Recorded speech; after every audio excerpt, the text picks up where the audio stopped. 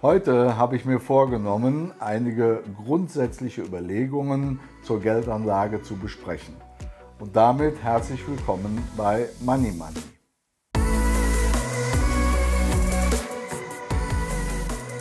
Jeder Anleger, der sein Geld investieren möchte, stellt sich im Vorfeld natürlich einige Fragen. Wie lange lege ich das Geld an? Wie sicher ist die Geldanlage? Welche Rendite wirft die Anlage ab? Und so weiter. Das hängt natürlich von der jeweiligen persönlichen Situation ab und von der Mentalität. Bin ich eher konservativ oder bin ich auch risikoorientierter?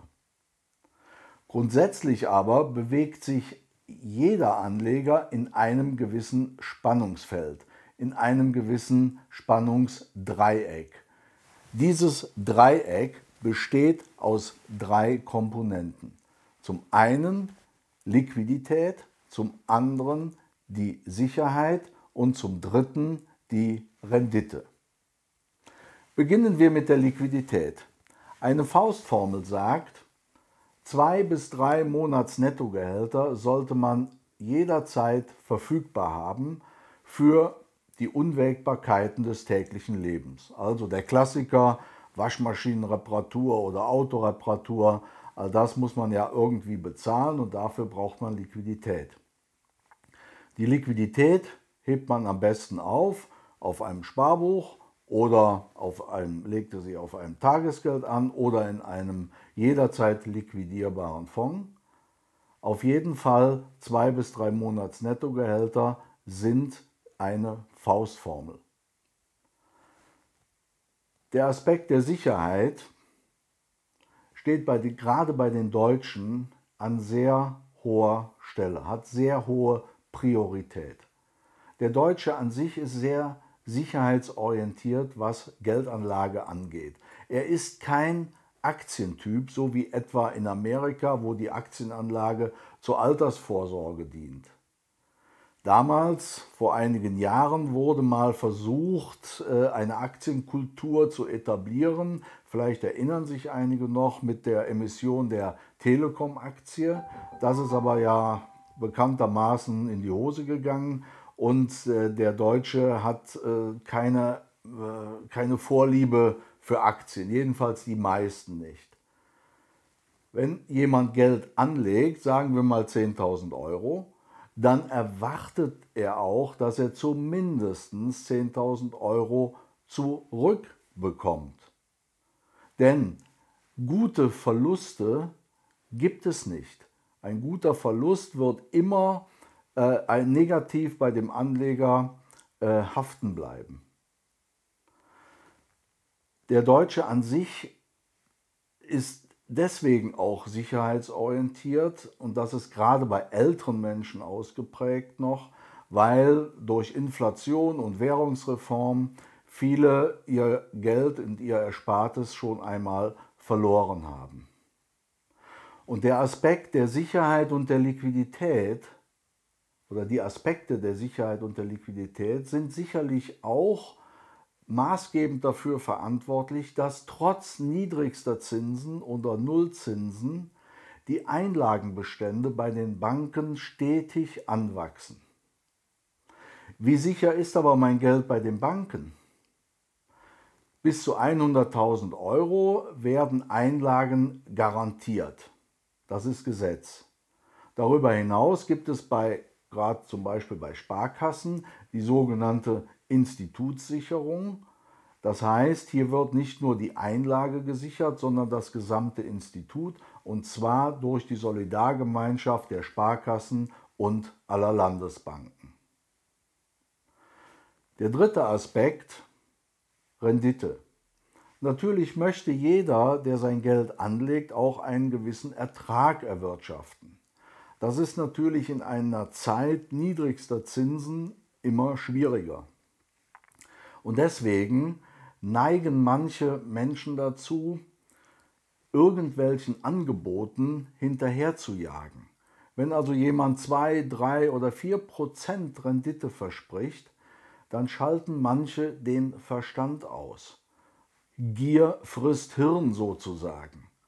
Aber man muss mal überlegen, bei einem Marktzins von 0, wo sollen denn dann auf einmal 4% Zinsen herkommen?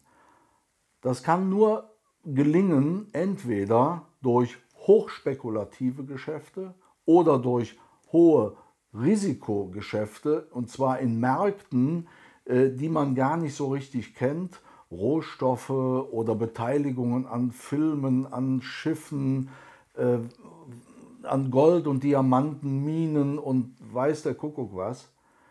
Ich kann davor letzten Endes nur warnen. Und der dritte Aspekt ist, oder es sind ganz einfach unseriöse Geschäfte. Manchmal handelt es sich um Schneeballsysteme. Die Rendite wird erwirtschaftet durch die Einlagen immer anderer Menschen und irgendwann wird dieses System zusammenbrechen. Also bitte ganz vorsichtig sein bei hohen Renditeversprechen, wenn der Marktzins es nicht hergibt. Lieber auf seriösen Pfaden wandeln, als unseriöse Geschäfte einzugehen, die möglicherweise nachher auch den Totalverlust des Geldes nach sich ziehen. In der jetzigen Phase der niedrigen Zinsen gibt es aus meiner Sicht 4 Möglichkeiten der Geldanlage. Zum einen ist das natürlich der Konsum. Binnenwirtschaftlich ist Konsum sicherlich nicht schlecht. Konsum stärkt die Binnenwirtschaft und wird auch von vielen Wissenschaftlern so propagiert. Natürlich kann man sich Wünsche und Träume erfüllen, anstatt sein Geld zu 0% irgendwo zu hinterlegen. Also ich kaufe mir einen BMW Cabrio oder ich mache eine Reise nach Hawaii oder wie auch immer. Das ist alles legitim, findet auch meine volle Zustimmung und dagegen ist auch nichts zu sagen. Aber hier im Rheinland sagen wir, man hättet nicht vom Usjewe. Auf Deutsch heißt das, man hat es nicht vom Ausgeben. Also wenn man etwas ausgibt, dann entweder zur persönlichen Befriedigung oder etwas mit nachhaltigem Wert. Die zweite Möglichkeit ist die Anlage in Gold. Gold übt seit Jahrtausenden eine gewisse Faszination auf die Menschheit aus und ist unverändert immer noch ein beliebtes Anlageobjekt. Selbst Länder decken ja zum Teil ihre Währungsreserven mit Gold. Aber Gold ist auch immer ein Spekulationsobjekt. Und ich bin nicht so ein wahnsinnig großer Freund von Gold, allenfalls von Beimischung zu einem bestehenden Portfolio von vielleicht 5%.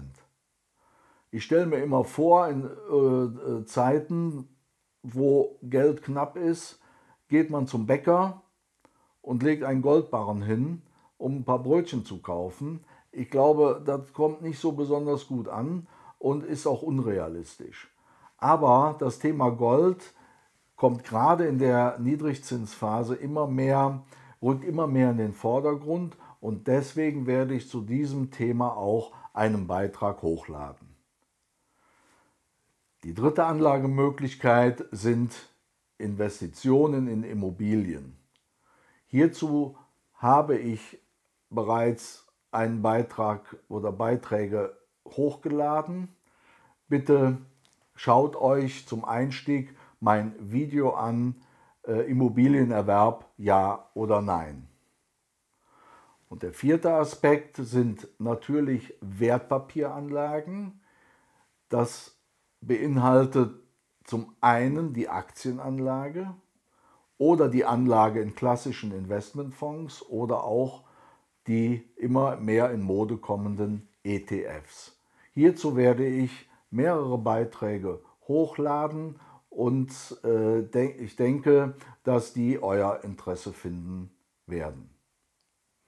Wenn euch dieser Beitrag gefallen hat, dann schickt mir einen Daumen hoch und wenn ihr keine weiteren Videos mehr verpassen möchtet, dann lasst mir auch gerne ein Abo da. Schickt mir aber auch gerne Fragen und Anregungen, gerade zum Thema Wertpapieranlagen. Diese werde ich gerne aufgreifen und in einem meiner nächsten Beiträge behandeln. Dann bis zum nächsten Mal.